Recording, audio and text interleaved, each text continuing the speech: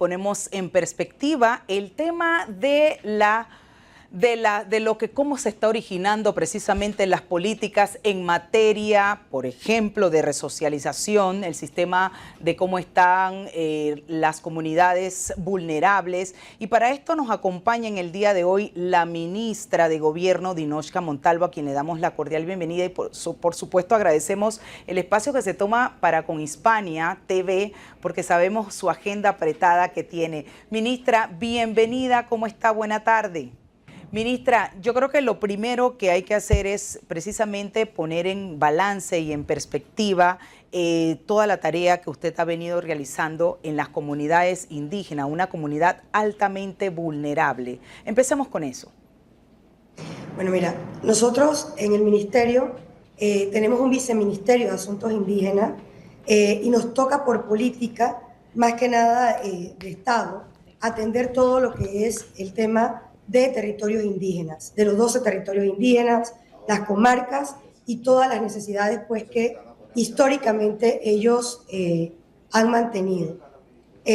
Nosotros, desde que llegamos, definitivamente hemos visto una serie de necesidades que mantienen en cuanto a infraestructura, llámese centros educativos, centros de salud, sanidad básica también, que es uno de los temas más importantes de las comunidades. Y en estos momentos estamos trabajando de la mano con todas las autoridades tradicionales indígenas, pero además hemos estado en contacto permanente con la comunidad en cada una de las comarcas. Hay una realidad, ministra, y es el sistema el sistema penitenciario. Vemos que los hacinamientos continúan, pese a que supuestamente el sistema acusatorio venía a mejorar esa situación. No obstante, vemos que se mantiene el hacinamiento. ¿Qué estrategias se están manejando respectivamente para ir minimizando este hacinamiento y, por supuesto, pues tratar de reconocer los derechos que, aunque estén privados de libertad, tienen los mismos? Mira, nosotros cuando llegamos al sistema, efectivamente estamos viendo de las personas que realmente deben estar dentro del sistema, y lo revisé el día miércoles pasado. Actualmente tenemos 15.083 personas condenadas dentro del sistema.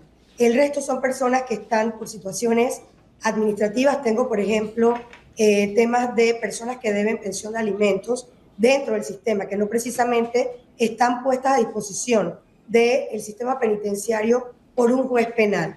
Igualmente tengo personas que actualmente están dentro de un proceso, es decir, están con una detención provisional. Estamos hablando alrededor de 8.000 personas que no forman parte de las personas condenadas. Y esto es lo que efectivamente pues, ha traído una sobrepoblación al sistema penitenciario, que incluso cuando nosotros llegamos, lamentablemente pues, no cuenta con cárceles que estén adecuadas para cada tipo de situación, llámese detención preventiva, temas administrativos, contención de alimentos o personas que están cumpliendo como tal su condena. Efectivamente no es fácil. Nosotros dependemos también no solamente del Ministerio de Gobierno y sus políticas, sino también que tenemos que trabajar coordinadamente con órgano judicial, que son quienes adelantan pues las audiencias, y el Ministerio Público, que es específicamente quien adelanta el tema investigativo. Hemos estado tratando a través de lo que son las libertades condicionales, hemos estado revisando audiencias, impulsando las audiencias de personas que se les puede dar un tipo de tratamiento distinto, o incluso aquellas que ya han cumplido condena, pero por un tema de la morosidad dentro del órgano judicial en cuanto al manejo de las audiencias, que es algo que tenemos que entender. Cambias a un sistema que quizás no se contempló, por ejemplo, el sistema carcelario de Panamá, si estaba listo o no para poder atender las necesidades del cambio o la migración hacia el sistema penal acusatorio. Y actualmente, pues esa es la situación. Hemos estado tratando de ir perfilando sobre todo a los detenidos que tenemos dentro del sistema, entendiendo quiénes manejan delitos comunes, diferenciarlos de aquellos que pertenecen a temas de crimen organizado, por ejemplo, pandillas, para poder reestructurar, hacer un cambio, darle una sacudida al sistema por dentro para poder nosotros avanzar con lo que queremos o aspiramos, concretar en esta administración. Ahora, ministra, entiendo que ustedes están en ese trabajo de reestructuración de los centros penales. Por ejemplo, la cárcel de Colón, que es un desastre. Desde hace muchos años que la conocí, es algo... Da terror entrar a esa cárcel y, por supuesto, el CEFERE. Hablemos de esos planes que están dentro de su gestión en la procura precisamente de mejorar esta realidad de hacinamiento existente. Mira, al final es un tema de todo el mundo, quizás en su momento intentó hacer algo por el sistema. Sin embargo, el sistema hay que entenderlo como es un sistema.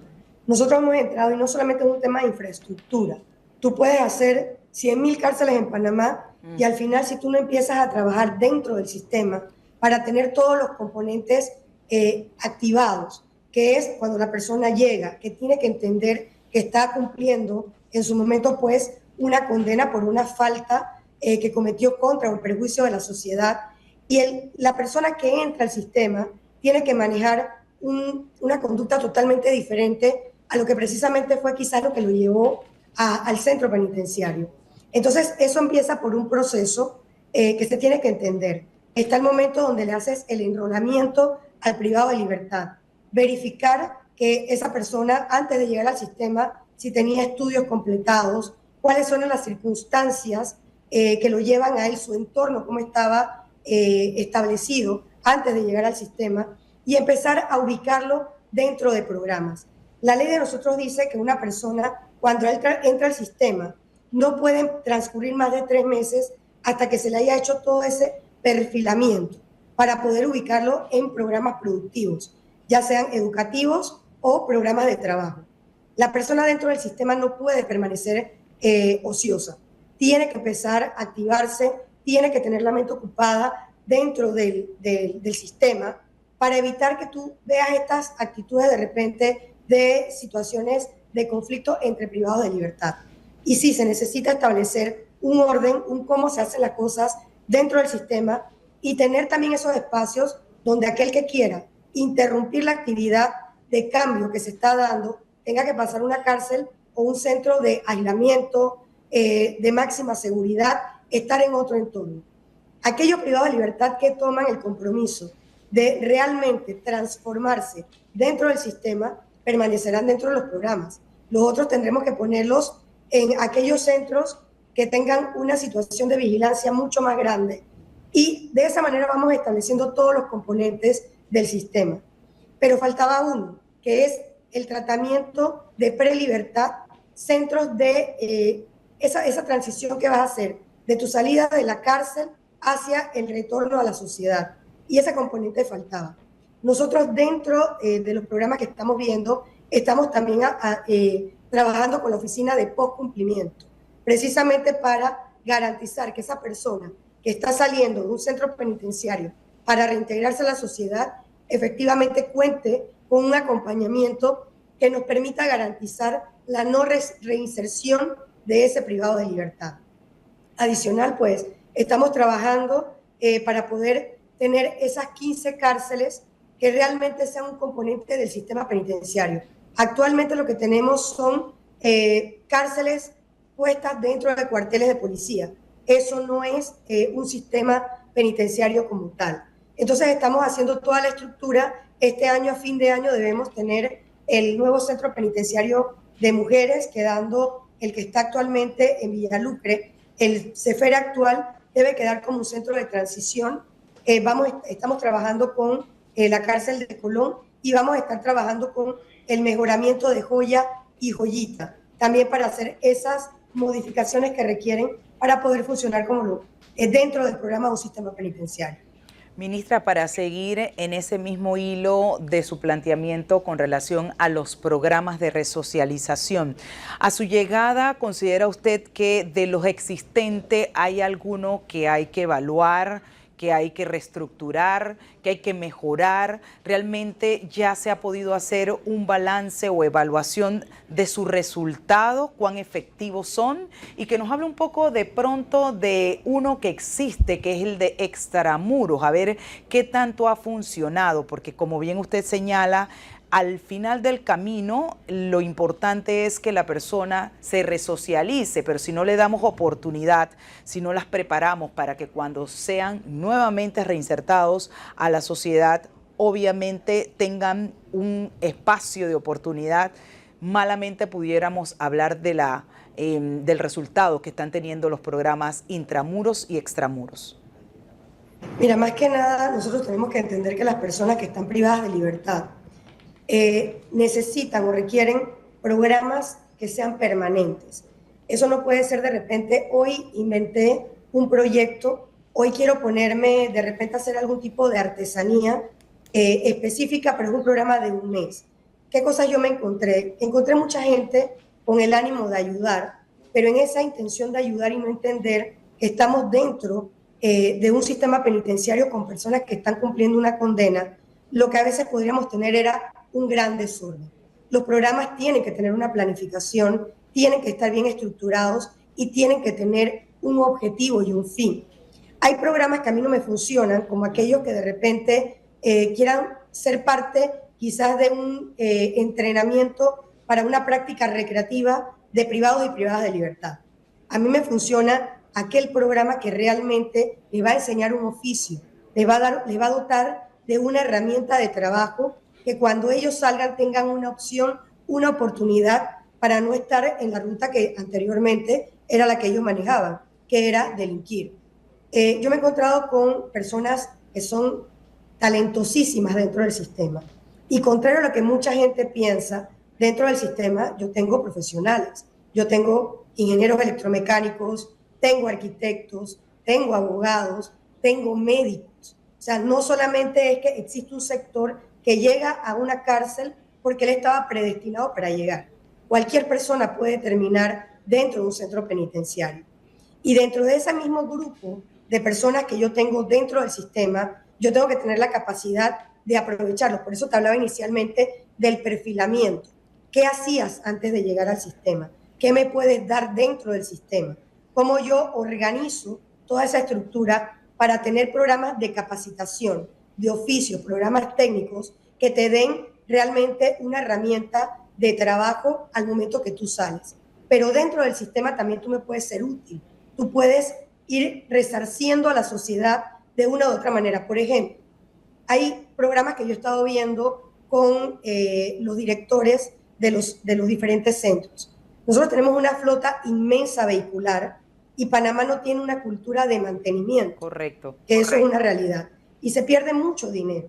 Si yo lograse solamente con el Ministerio de Gobierno tener dentro del sistema un taller de mecánica automotriz, que tengo la mano de obra capacitada, que tiene la experiencia, que está privada de libertad, y establecer ese taller para dar mantenimiento, yo no solamente voy a tener un ahorro grande de lo que yo gasto dentro del Ministerio de Gobierno, comprando vehículos o teniendo que reponer uno porque se me dañó. A veces tú te encuentras vehículos que están dañados por una bujía, que te cuesta la reparación de 50, 80 dólares, por decirte algo, y el equipo se pierde solamente porque no le estás dando el mantenimiento adecuado. Claro. Y entonces vas y haces una compra.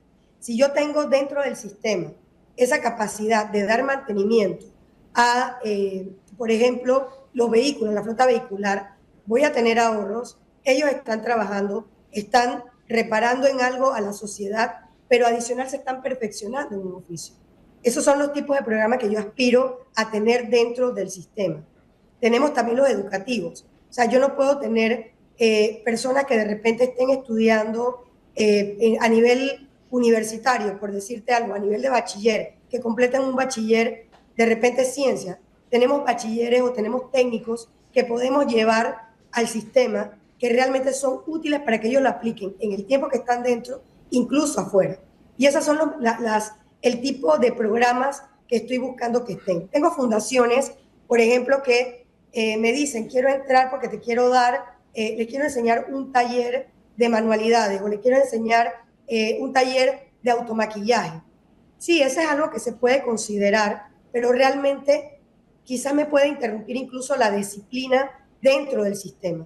El sistema tiene que funcionar con disciplina, tiene que funcionar con orden, ellos tienen que entender que ellos no están en Disney en ese momento y hay que darle sus espacios de convivencia con la familia, sí es cierto, hay que darle su espacio para tener áreas recreativas también, pero sin olvidar que nosotros ahí lo que tenemos que hacer es inculcarle quizás lo que le faltó, que lo llevó, orden y disciplina. Y por eso hay programas que yo voy a tener que efectivamente evaluar y considerar si voy a poder tener tantas fundaciones a la vez trabajando dentro del sistema que al final no tienen un plan de continuidad, sino que solamente por ese momento. Más que nada eso es lo que estamos viendo y verificando, qué sí les es útil a ellos y qué de repente lo podemos considerar, pero para más adelante. Eso es bien importante porque la sostenibilidad o continuidad de un programa es sumamente relevante para que realmente surta sus frutos.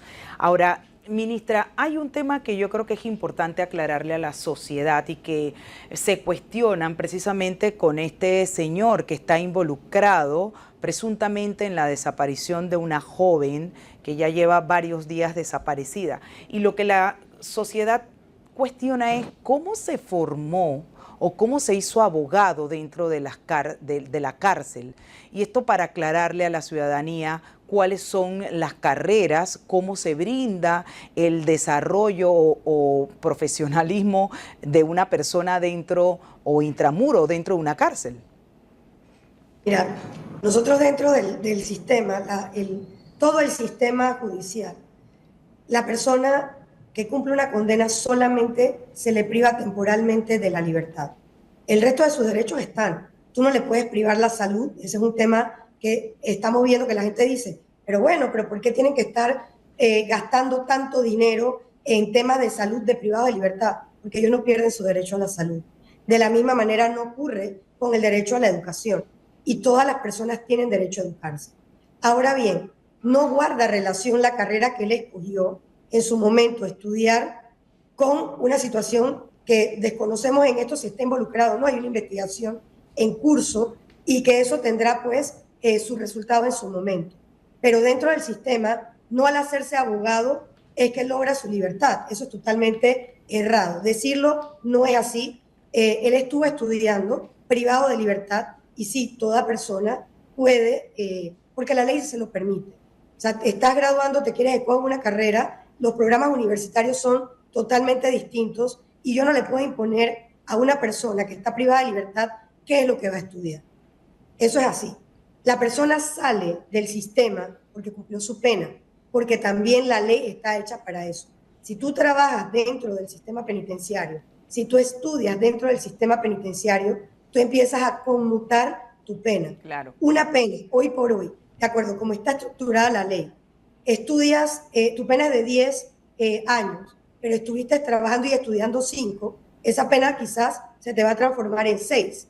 La persona que pensó que estando dentro del sistema se iba a demorar 10 años en salir, te va a salir en 6 años. La ley lo permite de esa manera. Por eso es importante que el sistema funcione para lo que está hecho. Esto tiene que ser un sistema que cada persona que entre se repare. Hay gente que no quiere cambiar, hay gente que va a reincidir. No los podemos salvar a todos. Hay personas que incluso estando dentro del sistema buscan seguir delinquiendo. Y por eso yo hablo de que nosotros tenemos que tener esa oportunidad de tener esa cárcel ya ni siquiera de máxima, sino de ultra seguridad, a donde tendrán que ir aquellos que sencillamente nunca van a querer retomar el rumbo e ingresar nuevamente a la sociedad para pues convivir de forma pacífica y respetar las leyes, que son las que nos rigen a todos. Eso al final es una realidad. Pero en el caso de este señor, te repito, eso no tiene nada que ver con que se le haya permitido estudiar Derecho. Hay personas que han estado en el sistema, han estudiado Derecho, son excelentes profesionales hoy por hoy y de hecho nos ayudan a nosotros muchas veces porque conocen el sistema por dentro. Claro, y Entonces, orientan uno que haya otros ocasionado privados. una situación no es razón alguna para que impidamos que el resto se siga capacitando y aprendiendo. Ministra, ya para finalizar, entiendo que en el día de mañana en gabinete va a hacer alguna presentación con respecto a cómo mejorar la alerta Amber y cómo hacerla precisamente que cumpla con los mejores estándares internacionales. ¿Nos puede adelantar algo al respecto? Sí, en efecto, bueno, estamos esperando que se nos confirme que mañana vamos a poder presentar el proyecto que se va a llevar a la Asamblea. Y lo más importante es que esto es un proyecto que va a reformar lo que actualmente teníamos como alerta Amber, que todos coincidimos en mesa que este tipo de alertas no puede quedar inmersas dentro, por ejemplo, del Ministerio Público. El Ministerio Público, cuando recibe una denuncia, los que somos abogados sabemos que pues ellos no es que dejaban de atender la denuncia que se presentó. Sin embargo, ellos no pueden dar una alerta como tal hasta el momento que ellos hayan avanzado en la recabación de los indicios, por ejemplo. Y esa es una limitante que se tenía con el Ministerio Público.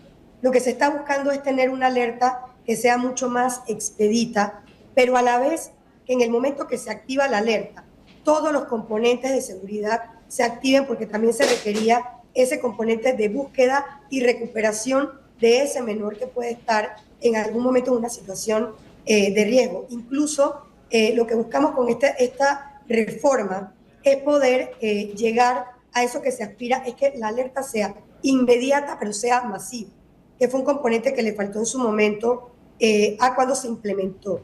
Sentimos que se implementó de una manera muy prematura, que chocaba también con alguna legislación que estaba vigente en ese momento, y en esa mesa de trabajo que fue amplia, donde incluso participó ampliamente la sociedad civil y sobre todo abogados que ven temas de niñez y de adolescencia, dieron sus aportes y hemos logrado, creo que un documento que no va a ser perfecto como todo, pero que nos va a poder ayudar a que todos avancemos en esa salvaguarda de los menores de edad.